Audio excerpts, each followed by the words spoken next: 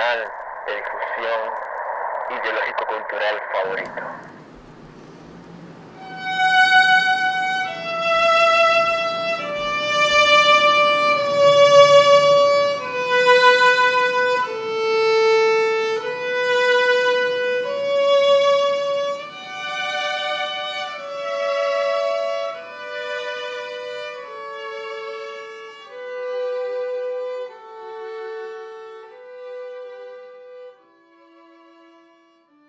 Muy buenas, sean bienvenidos a un nuevo podcast de la Biblioteca del Saber y esta es la parte número 2, la continuación del episodio anterior en donde hablamos con nuestro amigo Iván Martínez acerca de la caída del Imperio Español.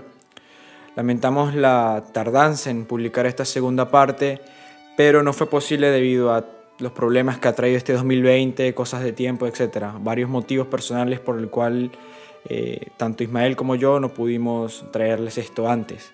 Pero esperamos que puedan disfrutar y vamos con Iván.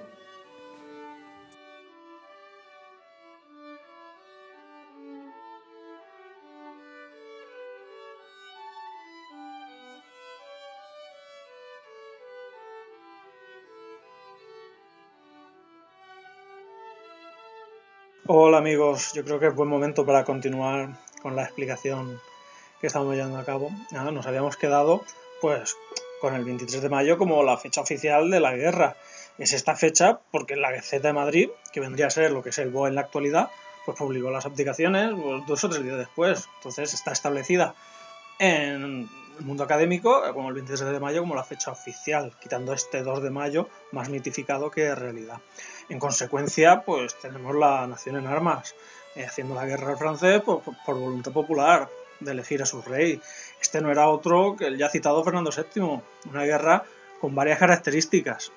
Por una parte, pues la xenofobia hacia el francés, la defensa de los valores tradicionales y también pues la importancia de los mensajes lanzados desde el púlpito. Tenemos la España católica frente a la Francia revolucionaria, que estaba representada desde el púlpito poco más que como el anticristo. Y ya nuestro compañero Ed pues, nos ha explicado en la primera parte de este podcast el concepto de acefalia, una cuestión muy a tener en cuenta. Y es que la nación se sintió huérfana en estos principios de la ocupación napoleónica, una nobleza inoperante y una nación pues, sin estructura que quedaba paralizada. Yo he tenido la suerte de trabajar con los libros de cabildos de este periodo y te das cuenta pues, desde el primer momento de la carencia de estructura, reacción y material. ¿Por qué?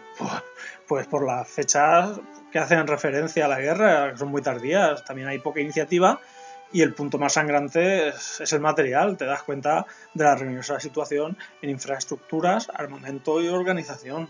Pero mejor o peor, el alzamiento se fue extendiendo por el resto de España, desde Madrid, del mismo modo que cuando se tiras una piedra al agua se extienden las ondas. Y nada, pues el ejército español se organizó en torno a las juntas de defensa, que coordinarán pues, los recursos y pedirán ayuda a Inglaterra.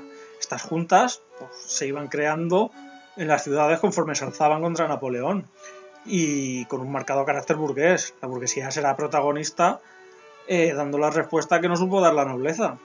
En cuanto a las batallas, pues me van a permitir obviarlo, pues en mi opinión es información estéril para comprender un proceso histórico. Es importante saber que una guerra es solo el medio para alcanzar un objetivo, cuando el diálogo entre dos o más partes está roto.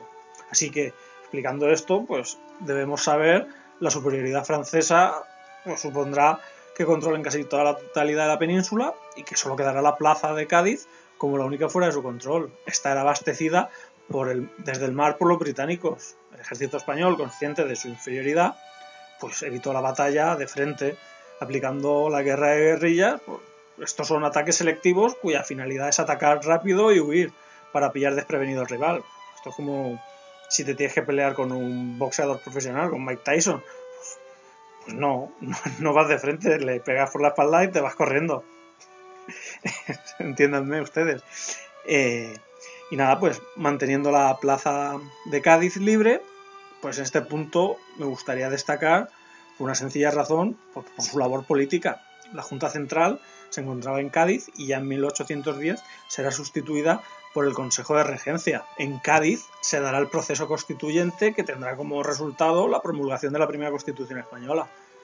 Esta fue declarada o publicada oficialmente el 19 de marzo de 1812. De ahí que fuera, y hasta el día de hoy se conozca con el nombre de la Pepa, ya que coincidió con la festividad de San José. Esta Constitución será de un marcado carácter liberal y muy avanzada. Me gustaría explicar los puntos más destacados de esta. En un principio, pues, establecía la soberanía nacional. La autoridad residía en la nación y esta era representada en las Cortes. Esto se contrapone a la soberanía real, donde el derecho divino otorgaba la soberanía al monarca. Esto es importante para comprender la actitud de Fernando VII hacia sus padres. Se consideraba con derecho. Ojo, no estoy justificándolo. Por Dios. También, pues, se limitan los poderes al rey. Ya no se mantiene el absolutismo. Pues se le recortan los poderes al rey y el modelo que emana de la Constitución de 1812 es una monarquía limitada, con división de poderes. El poder legislativo, que corresponde al rey y a las Cortes, el ejecutivo, que corresponde al rey, que éste presidirá el gobierno, y el judicial a los tribunales de justicia. Esto que os voy a decir ahora es muy importante, y es que hay que entender la división de poderes como un elemento básico del liberalismo. Por eso es muy importante que entiendan el funcionamiento de la división de poderes. Tenemos 3 poderes, que son independientes entre sí, en la teoría. Luego en la práctica sabemos que es más complicado. Pero bueno, tenemos el poder legislativo, que es el encargado de legislar, es decir, promulgar las leyes. El ejecutivo, pues es el encargado de ponerlas en funcionamiento. Y el judicial, el de velar que estas leyes se cumplan. Por otra parte, a las Cortes les concedieron amplios poderes. Estas promulgaban las leyes, decidían la sucesión a la corona y aprobaban los tratados internacionales, entre otras muchas competencias. Las Cortes son unicamerales, elegidas por sufragio universal masculino e indirecto. Este aspecto que acabo de señalar, pues, nos demuestra el gran talante progresista de la Constitución de 1812, pues siempre será un modelo mucho más progresista cuando el sistema sea unicameral que bicameral. También se estableció el fuero único para todos los ciudadanos, es decir, somos iguales ante la ley, rompiendo con la sociedad estamental del antiguo régimen, donde habían clases privilegiadas, nobleza, es decir, la nobleza y el clero. Pero con la Constitución de 1812 habrá un fuero único, excepto para militares y eclesiásticos. Y es que ya sabemos que, queridos oyentes, que todos somos iguales ante la ley, pero unos más que otros. Pero también nos encontramos con una gran cantidad de artículos sociales destinados a garantizar los derechos fundamentales del individuo y tan importantes para los liberalismos, pues como estos son, pues, la igualdad ante la ley, la libertad de imprenta, la inviolabilidad del domicilio o la educación elemental, pero también aspectos penales y procesales. Estos son cogidos directamente del liberalismo e ilustración. Y por último, pues establecía el catolicismo, pues, como la religión oficial y única, es decir, un estado confesional, como no podría ser de otra forma en la España católica. Tendremos muchas cosas, pero ofrecemos lo que prometemos. ¿De acuerdo? Pero las Cortes de Cádiz solo fueron la Constitución de 1812. Pues no. ¿Por qué? Pues porque tuvieron una vasta producción legislativa destinada a desarticular las instituciones del antiguo régimen. Suprimieron los consejos, el tribunal de la Inquisición o los gremios, pero además emprendieron un programa desamortizador que fue un ejemplo de revolución social. Esto es debido a que las tierras en manos muertas, improductivas, pues se subastaban al mejor postor, pero una parte de ellas fueron entregadas mediante sorteo entre la población cercana a las parcelas, pero solo ante la población que había combatido en la guerra del francés. Otro punto a tener en cuenta es el decreto de 6 de agosto de 1811, que abolía el régimen señorial y que se sustituía el vasallaje por la relación contractual. Los señores perdían los derechos y monopolios, pero la propiedad se adjudicaba al señor, lo que supuso, pues, numerosos litigios ante un campesinado indignado que argumentaba la inexistencia histórica de señoríos territoriales. El sentimiento de engaño dentro del campesinado fue muy grande y que estará patente a lo largo del siglo XIX y parte del XX. Tanto ayuntamientos como campesinos se opusieron a la transferencia masiva de tierras a manos nobiliarias. Eso es una realidad histórica. Una vez vista la obra legislativa, pues sería conveniente volver al contexto bélico, pues, donde Napoleón, con demasiados frentes abiertos en Europa y cosechando derrotas en España, pues ya la contienda se había estancado desde hacía años, pues decidió firmar la paz con el Tratado de Valensay en 1813 y restaurando a Fernando VII como monarca español y volviendo tan deseado como posteriormente fue odiado. Y cuando digo odiado es por su vuelta que chocará con el liberalismo que imperaba en el momento. Tal es así que el 4 de mayo de 1814 restaurará el absolutismo. Y es que el caso español vino dificultado por los agentes conservadores, como esto era la aristocracia, el clero, el ejército y la monarquía, y el sector más moderado de la burguesía, que solo aceptará una versión muy limitada del liberalismo. Me gustaría ahora pues hablar también de las consecuencias de la guerra de Napoleón en España, consecuencias negativas por el retroceso demográfico que sufrió la nación, pero también en la economía, por la paralización del tráfico comercial con América y las manufacturas que, si ya de normal no era gran cosa, pues en el periodo de guerra estaban totalmente paralizadas. Otra consecuencia muy negativa y menos conocida es la extracción de ganado merino a Francia, aspecto muy relevante tanto por el rendimiento como por la calidad de la lana de la oveja merina, que era la utilizada para los paños de mayor calidad para hacer el hilo. Los franceses decidieron extraer la lana merina a Francia. Esto tuvo una repercusión muy importante en la economía.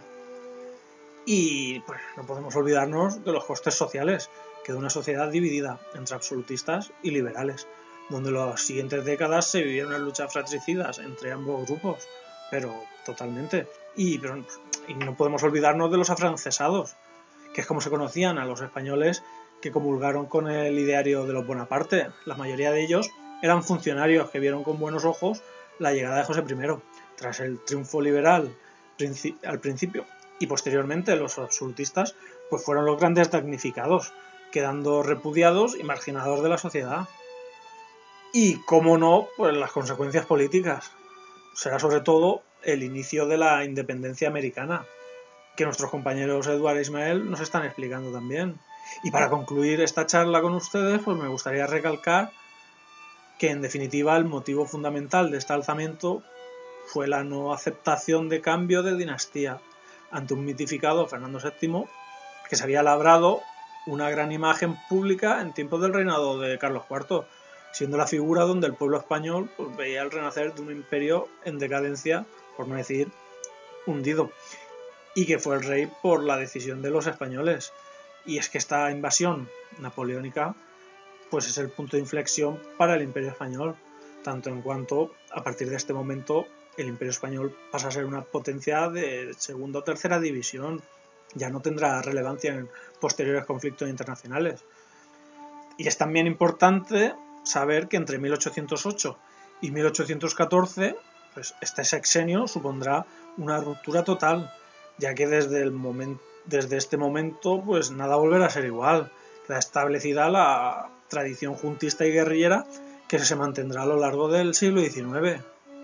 Así que nada, ya va siendo el momento de oír el sonido a mar, oleaje y barcos surcando las olas.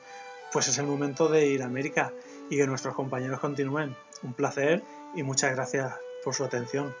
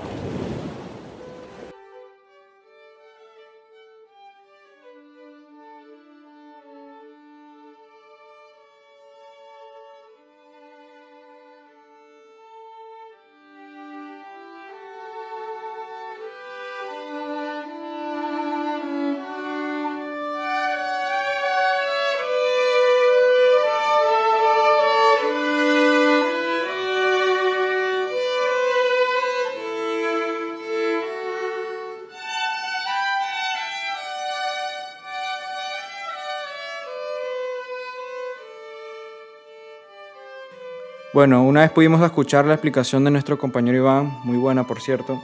Cabe acotar que antes de la Guerra de Independencia sucedieron algunas rebeliones que son claves para entender el caldo que se había generado, el malestar de la mayoría de la población en ese entonces. Yo en este momento hablaré acerca de dos virreinatos, que fue el virreinato de Nueva Granada y el del Perú. Comenzaremos con el de Perú.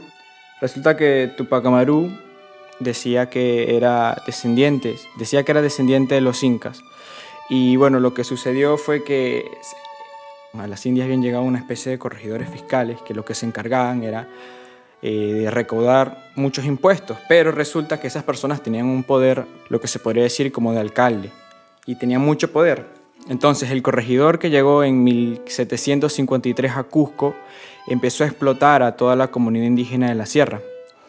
Y debido a eso, Tupac Amaru y otros caciques se enojaron y quisieron hacer una rebelión, en donde intentaron sitiar Cusco, pero su rebelión falló porque llegaron tropas de Lima y encerraron a Tupac Amaru. Luego le hicieron el juicio en la plaza central de Cusco y ahí lo condenaron a muerte, en donde murió, se dice que murió igualito a... Una vez en Europa hubo una persona llamada Damián, si mal no recuerdo, que intentó asesinar a Luis. Según los libros dicen que la forma en que asesinaron a esta persona fue igual a como asesinaron o condenaron a Tupac Amaru, que fue en el potro, como que lo ataron una extremidad a un caballo y todos iban en direcciones opuestas, por lo tanto se ocurrió el desmembramiento. Cabe destacar que esta rebelión ocurrió en 1780, de la misma forma que ocurrió la otra rebelión de la cual hablaremos, que será la rebelión de Nueva Granada, bien llamada la rebelión de los comuneros.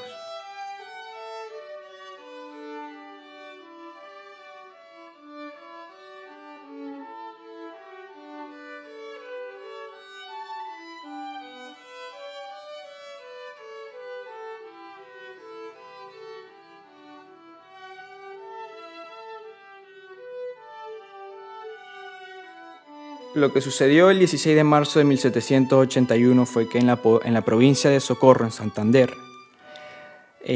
una vez llegaron una serie de guardias a la plaza central, y resulta que en ese momento la corona española había ilegalizado la agricultura o la siembra de tabaco, que era la principal ganancia de los terratenientes en la zona de Santander, que queda, por cierto, muy cerca de Venezuela. Una vez ellos hacen eso, que muchas personas entran en una crisis económica y entonces la gente empieza a molestarse. Entonces, luego de que llega esa gente, también ocurre que llega un corregidor, igual que sucedió en Tupac Amaru. Cabe destacar también que lo de Tupac Amaru no fue un levantamiento independentista. De hecho, Tupac Amaru una vez llega al Cusco, él dice que caiga o larga vida al rey, pero que muerte al mal gobierno. Entonces, esto quiere decir que Tupac Amaru no iba en contra del rey español, sino iba en contra de las personas que lo estaban oprimiendo allá. Bueno, de igual forma sucedió acá. Como dije, en la plaza llegaron los guardias, pusieron una serie de... Llegaron al edicto del Ayuntamiento del Socorro, por el cual se fijaba el impuesto de armada y barlovento, con el que Virreinato de Nueva Granada exigían nuevos impuestos al pueblo, ¿no?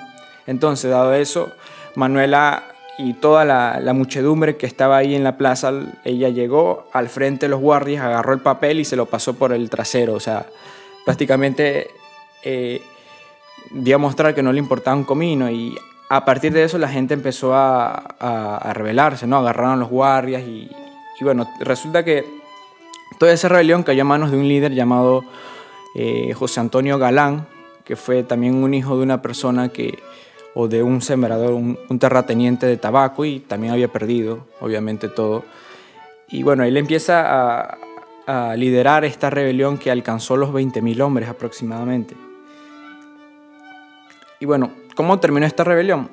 Tras dilataciones y consultas, el arzobispo y el comandante comunero firmaron en Zipaquirá. Zipaquirá queda cerca de Bogotá, ya en Santa Fe, el 7 de junio de 1781, unas capitulaciones entre cuyos principales puntos figuraron la disminución de los impuestos a los pobres, la rebaja de precios de artículos como la sal, un alivio en el tributo de los indígenas y la abolición de ciertos monopolios y reformas al sistema de justicia. Lo que sucedió fue que, al igual que Tupac Amaru, lo engañaron, y el virrey, cuando volvió a llegar a Bogotá, lo que hizo fue anular estas capitulaciones y mandó a encerrar a Galán y a todos sus generales. Curiosamente, José Antonio Galán se dice que es el primer mártir en las guerras con esta idea independentista, que luego obviamente Simón Bolívar iba a capitular, ¿no? Como la independencia de Bogotá, de Nueva Granada. Entonces, el 13 de octubre fueron capturados por orden de la Real Audiencia y llevados a la capital. Su juicio se inició en noviembre y fue la sentencia de muerte. Se dice que Galán no le pasó lo mismo que Tupac Amaru, pero a él lo desmembraron, pero lo cortaron de forma que enviaron una extremidad a cada pueblo distinto a los que fue.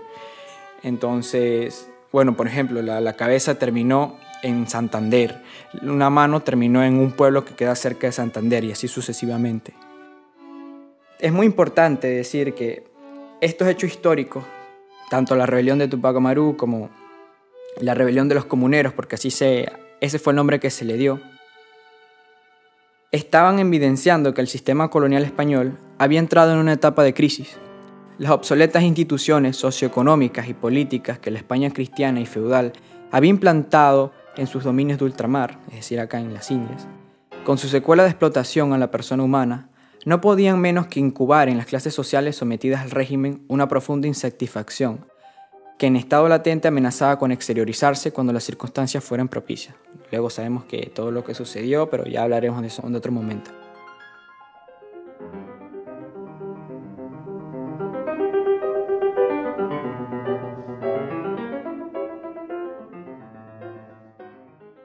Para comenzar a hablar sobre los levantamientos, vamos a hablar primero de los levantamientos en el Río de la Plata, en el Virreinato, claro. Y comenzamos con el levantamiento de Chuquisaca. Chuquisaca es la actual Sucre.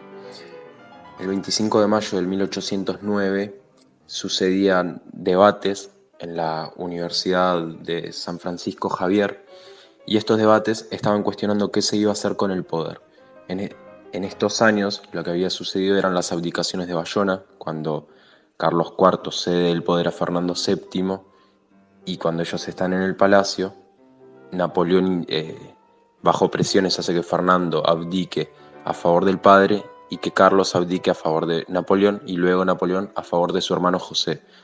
José queda coronado como rey de España y es acá cuando se despiertan todos los movimientos juntistas porque reclamaban el derecho de poder autogobernarse mientras no esté el legítimo rey Fernando VII. Ahora bien, en la Universidad de San Francisco se estaban dando muchísimos debates sobre este tema, qué se iba a hacer y cómo se debía regirse ahora el pueblo, etc. Con la Real Audiencia de Charcas llegaron a la conclusión de que debían deponer al gobernador, que en ese entonces era Ramón García León y Pizarro, para poder hacer una junta precisamente.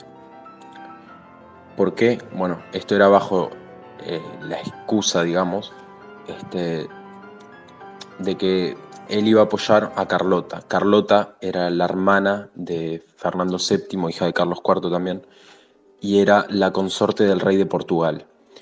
Acá había un peligro latente y era que las colonias españolas se iban a perder si Carlota pasaba a dominarlas. A Portugal le servía perfectamente para seguir expandiendo sus dominios en América, pero más allá de que ella pretendía controlar las tierras a favor de su casa, es decir, a favor de su familia en España, los hechos iban a ser otra cosa. Este levantamiento no tuvo mucha importancia, no tuvo importancia mayor al tiempo, pero fue muy influyente en los siguientes levantamientos que ahora voy a mencionar.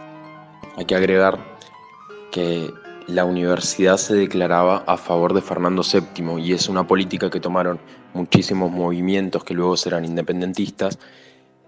Esto se llamó Máscara de Fernando, o Máscara de Fernando VII, o Máscara Fernandinas, etc. Y básicamente era eso, defendían el reinado legítimo de Fernando VII, pero como él no estaba, defendían el derecho de autogobernarse hasta que él llegue. Una vez que Fernando es liberado de Bayona y vuelve al poder, las cosas van a cambiar, y ahí es cuando se empieza a dar plenamente la independencia de los países, porque ya no pueden utilizar la máscara y la política toma un rumbo diferente. Si bien el levantamiento de Chuquisaca no había logrado una independencia o algo similar, más que deponer al gobernador del entonces, el que ya mencionamos, sí dio influencia en un siguiente movimiento que es el levantamiento de La Paz, que se dio poco más de un mes después, el 16 de julio de 1809. En este lo que pasó fue que Pedro Domingo Murillo, junto a un grupo de rebeldes que convoca, tomaron la ciudad de La Paz y formaron una junta tuitiva. ¿Qué era lo que querían hacer ellos? Bueno, el primer movimiento que se hizo fue tomar el cuartel de veteranos, arrestarlos y luego convocar un cabildo en la plaza. ¿Para qué? Con el fin de lograr deponer al obispo y al gobernador. Posteriormente, el cabildo que se había formado los designó a los cabecillas de este movimiento como líderes del pueblo en ese momento, e incluso luego, el 27 de julio, llegaron a formar un plan de gobierno, que formaron ministros, por ejemplo, de guerra, gracia, justicia, hacienda, gobierno, etc. Esto no iba a quedar hasta ahí, obviamente. Mandaron delegados a las juntas cercanas o a ciudades cercanas para lograr un reconocimiento, pero había un problema mayor. La zona en donde estaban, La Paz, actual Bolivia, que si bien pertenecía al virreinato del Río de la Plata, estaba más cerca del virreinato del Perú. El virrey del Perú, en ese momento Abascal, temía que el movimiento se esparza por las zonas aledañas y se convierta en un problema mayor para su virreinato. Entonces, en cooperación con el virrey del Río de la Plata, que en el momento era Hidalgo Cisneros, enviaron tropas, 5.000 hombres, a reprimir el movimiento. El movimiento rebelde en este caso tenía 800 hombres. Los 5.000 hombres que llegaron realistas los destruyeron. Muchos de ellos fueron colgados, otros decapitados, y el movimiento no pudo llegar a más. De igual forma, Murillo se considera uno de los próceres de la patria boliviana, y este movimiento se considera como uno de los primeros en Latinoamérica de índole independentista. La junta se llamaba Junta Tuitiva de los Derechos del Rey y del Pueblo. El rey en alusión a Fernando VII, el cual decían proteger su interés legítimo para gobernar, pero en la práctica estaban llevando actos que eran en contra de eso, en contra de la monarquía directamente. La Revolución de Mayo es otro movimiento, y diría que uno de los más importantes dentro del Virreinato del Río de la Plata, y se da en la capital del mismo, y comienza el 18 de mayo del 1810. La situación ya venía demasiado tensa desde antes, cuando se supo entre las abdicaciones de Bayona, la invasión napoleónica a la península española, etc. En el entonces, en el 1809, gobernaba Liniers, que había sido puesto por el pueblo también, quitándole el cargo a Sobremonte, que en las invasiones inglesas había huido de la ciudad. Entonces se lo vio como un cobarde. Ahora bien, Liniers era aceptado por el pueblo hasta que pasa la invasión napoleónica a España. El gobernador Elío, que luego será el último virrey del virreinato, gobernaba Montevideo y era uno de los principales opositores de Liniers. ¿De qué lo acusaba? De como era francés, lo acusaba de poder complotar con ellos en contra de España. Estas denuncias le costaron mucho a Liniers, y al final terminó siendo depuesto en el 1809 por la Junta Central, la Junta de Sevilla, a favor de Hidalgo de Cisneros. Ahora bien, en el momento, esto está muy conectado, se daba también una junta en Montevideo que la creó Elío, como habíamos mencionado antes, que era el gobernador de la ciudad, porque rechazaba la autoridad de Liniers. Crea la Junta de Montevideo, pero una vez que la Junta de Sevilla designa como virrey a Hidalgo de Cisneros, la Junta de Montevideo deja de existir porque Lío comienza a reconocer a la nueva autoridad. Ahora bien, llega 1810 y el 14 de mayo llega una noticia importante para todo el virreinato. En un barco inglés llega la noticia de que el 1 de febrero del mismo año la Junta sevillana había caído.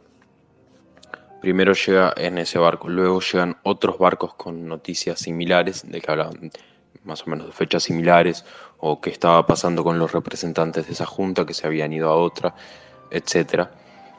Y el virrey no tuvo mejor idea que ocultar esas noticias para que no tiemble su mandato. Pero eso le costó caro de igual forma, porque los periódicos que estaban circulando y que le estaba prohibiendo para que no se propague la noticia, casualmente llegaron a Manuel Belgrano y Juan José Castelli. Luego también llegaron a Saavedra, que era el líder del regimiento de patricios, y todo esto le causó a Cisneros que se le pongan en contra. A los días siguientes del 18 de mayo se formó un cabildo y se iba a definir qué se iba a hacer con el poder también. Se quería mantener la defensa de los legítimos poderes de Fernando VII, pero no con el virrey, por dos razones. Primero, porque Fernando VII ya no estaba gobernando. Segundo, el virrey Cisneros había sido puesto en el cargo por una junta que ya no existía. Por lo tanto, había que definir nuevas cosas. En principio la idea era dejar a Hidalgo Cisneros en el poder de igual forma, pero la negativa del pueblo hizo que la Junta luego designe como gobernador a Cornelio Saavedra, que dijimos que era el líder del regimiento de patricios, que era uno de los movimientos más importantes en el virreinato, no movimientos sino regimientos, porque tenía su prestigio ya por haber vencido a los ingleses en las invasiones, por ejemplo. Como era normal que hagan las juntas, una vez que se formaban, enviaban delegados a ciudades cercanas, representantes, para que sean reconocidas como autoridad. El caso de Buenos Aires no fue muy diferente, envió delegados a todas las ciudades cercanas, pero hay dos que se pusieron en contra. Por un lado fue el gobierno de Paraguay, que obviamente no era Paraguay en el entonces, y Montevideo, la banda oriental. ¿Qué pasó? Paraguay prefirió independizarse directamente, tanto del poder español como de la Junta de Buenos Aires. Esto costó que Buenos Aires quiera hacer movimientos militares para poder reincorporar la zona de Paraguay, y también hará lo mismo con Uruguay.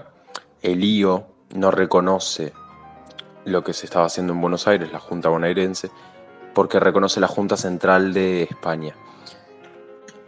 Esto va a desencadenar también lo que se va a llamar Revolución Oriental, y es el siguiente tema. Elío, que era opuesto a la Junta bonaerense, lo que hizo fue viajar a Europa, a España, a la Junta, claro está, para pedir que lo designen como virrey, y lo logró.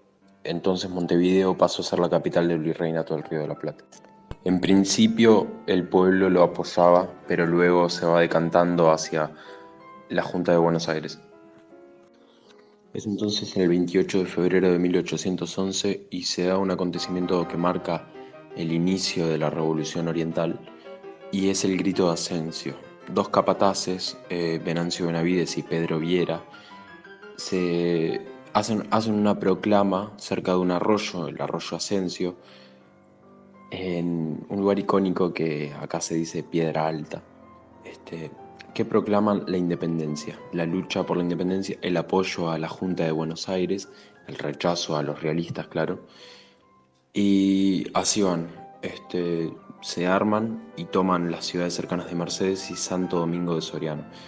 Hablando, claro, de que ciudades en el entonces eran hoy en día pueblos pequeños probablemente. Esto inicia, como dije, todo el movimiento independentista en la región oriental, en el actual Uruguay. Y no va a ser tan importante hasta la llegada de Artigas, que va a ser posterior.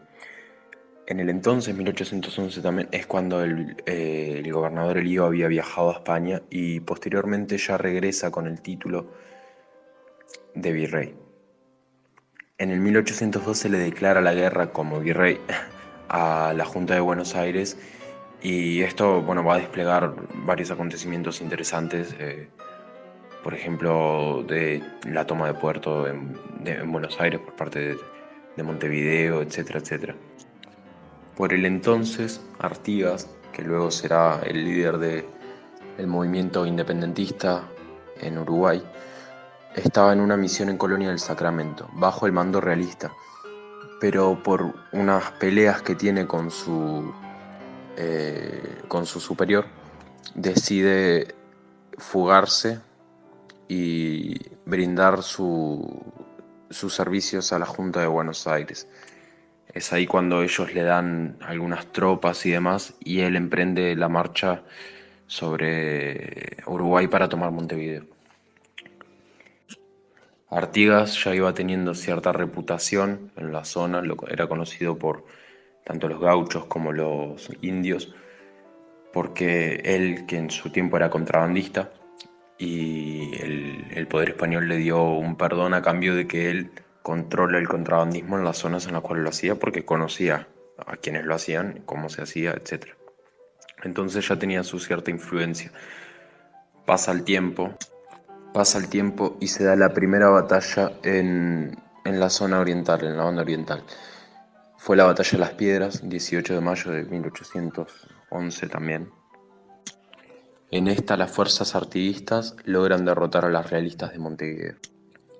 Acá se conmemora como un día muy importante la batalla de las Piedras, sin embargo, era demasiado probable que Artigas la gane porque el bando realista tenía una desventaja demasiado grande. El bando artiguista tenía los mejores jinetes y los mejores jinetes que eran gauchos en el entonces, y también tenía muchos indios a su favor. En tanto, el bando realista tenía marinos. Esto los ponía en una desventaja brutal, porque un marino en tierra no es tan útil como un soldado común. Por otro lado, también pasó que días antes, mientras el ejército realista avanzaba al lugar, fueron saqueando las ciudades cercanas y las pulperías, que en el entonces eran lugares donde se vendía prácticamente todo, pero también mucho alcohol. Y los marinos estos, entre que no tenían la capacitación para pelear en tierra, que no tenían buen armamento y además de eso estaban ebrios a más no poder, terminaron perdiendo, claro está. Luego de la batalla de las Piedras, el bando artiguista se dirige a la toma de Montevideo. 3 días después de la batalla de las Piedras, el 21 de mayo, Artigas sitia la ciudad de Montevideo y el sitio se mantiene durante meses. Luego se llegó a un acuerdo, pero Artigas decide hacer otro sitio, que será en el 1812, no mucho tiempo después, y este va a durar más tiempo aún hasta el 1814. En este periodo, Artigas se enemista con Buenos Aires porque no le reconocían la autoridad que él consideraba que tenía, entre otras cosas que hacen que le pongan incluso precio a su cabeza. Obviando las cuestiones de Artigas y demás, Montevideo, una vez que cae la resistencia española y todo el poder en el virreinato del Río de la Plata.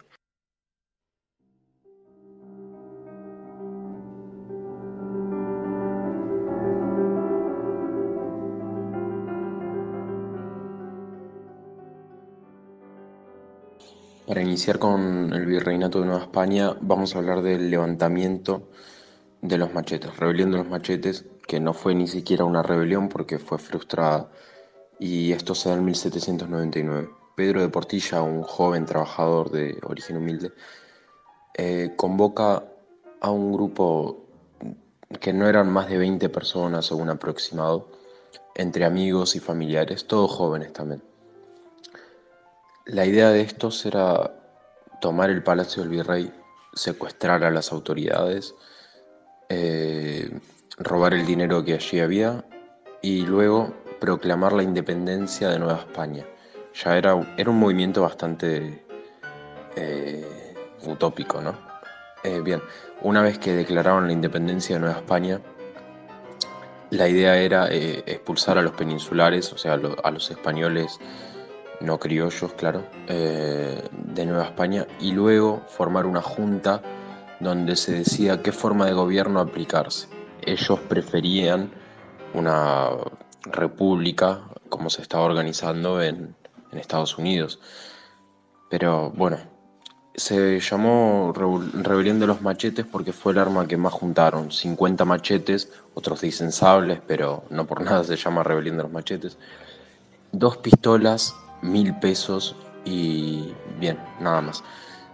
Con eso ellos pretendían poder hacer una hazaña tan grande como la de proclamar una independencia, pero obviamente era imposible. El virrey se enteró antes de que esto se vaya a dar, los arrestó a todos en el mismo lugar donde se reunían siempre y les dio penas larguísimas de prisión. Alguno que otro, uno quizá, no recuerdo cuántos, llegaron a sobrevivir a esas penas y luego pudieron ver la independencia. Pero fueron muy pocos. La mayoría murió y el virrey lo que hizo, inteligente de igual forma, fue no decir por qué los arrestaba. No se podía hacer público esto porque podía incentivar a otras personas a que quieran hacer lo mismo. Y la independencia o acrecentar las distancias entre criollos y peninsulares. La rebelión de los machetes fue un hecho menor, solo nos hablaba del descontento que ya había en los años anteriores, porque fue 13 años antes que el grito de Dolores, y el grito de Dolores, que luego lo vamos a hablar, fue el inicio de la independencia de Nueva España. Es decir, ya había un descontento bastante grande entre la población. Ahora bien, 10 años después se da lo que se llamó Conjura de Valladolid. Se dio en Valladolid en aquel momento, actualmente es la ciudad de Morelia, en Michoacán, y lo que se estaba dando eran reuniones clandestinas que estaban queriendo definir cómo se iba a gobernar ahora. Todo conectado, como mencionamos en los acontecimientos anteriores. Las abdicaciones de Bayona llevaron a las colonias a cuestionar cómo se iban a gobernar, si en juntas, si se iban a decantar por el apoyo a Carlota, por el apoyo a tal o cual. La minoría siempre fue el apoyo a José Bonaparte, claro, eran muy pocos los que lo apoyaban. Ahora bien, el líder de esta conjura fue un teniente llamado José Mariano Michelena, también el capitán José María García Obeso y el fraile franciscano Vicente de Santa María, entre otros. El movimiento, más bien la conjura, contaba con el apoyo de un regimiento que estaba al mando de uno de los mencionados anteriormente, y pretendían contar con el apoyo de entre 18.000 a 20.000 indígenas. ¿Por qué? Porque se les iba a ofrecer una exoneración tributaria, o sea, exonerarlos de impuestos. Pretendían tomar la ciudad de de Valladolid, el 21 de diciembre. El problema fue que alguien denunció el movimiento antes de que se pueda dar y cayeron. Una vez que cayeron los responsables o los idearios, fueron enjuiciados, pero no tuvieron penas muy severas porque pudieron justificarse con que estaban a favor de Fernando VII y solo en contra de las autoridades virreinales porque ya no representaban al rey legítimo. Este acontecimiento va a ser influyente en lo que después vamos a dar, que fue la conspiración de Querétaro y luego el grito de Dolores. La conspiración de Querétaro es otro hecho muy interesante que se da en el 1810 en la ciudad de Santiago de Querétaro, y también, igual que la conjura de Valladolid, en este caso se estaban realizando reuniones clandestinas en la casa del corregidor de la ciudad, José Miguel Domínguez, y su esposa Josefa Ortiz.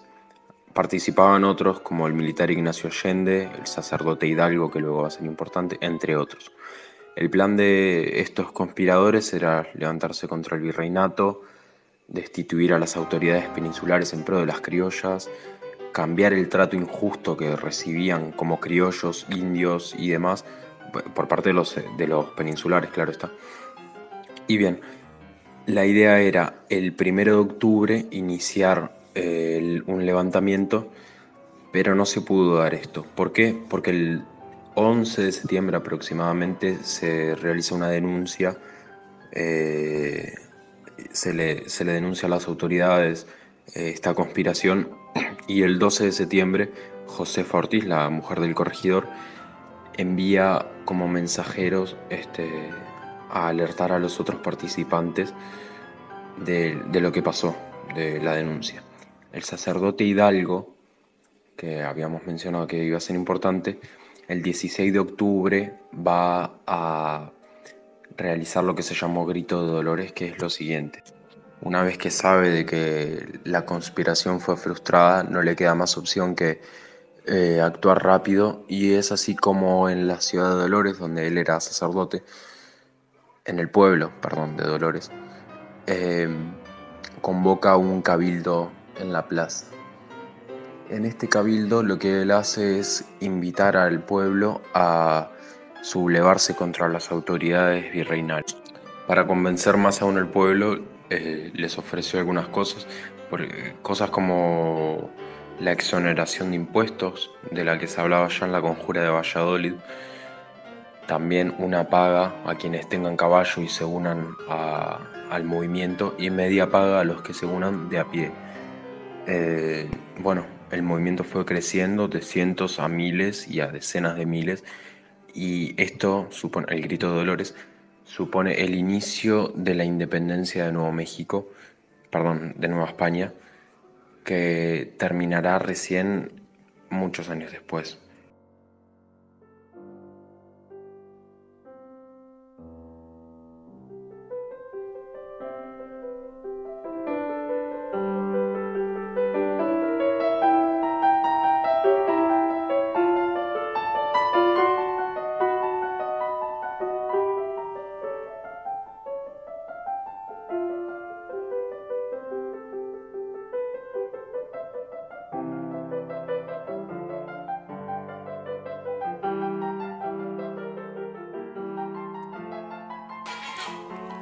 Bueno, esperamos que les haya gustado el episodio. Recuerden compartirlo, darle like si les gustó, y nos vemos en la próxima.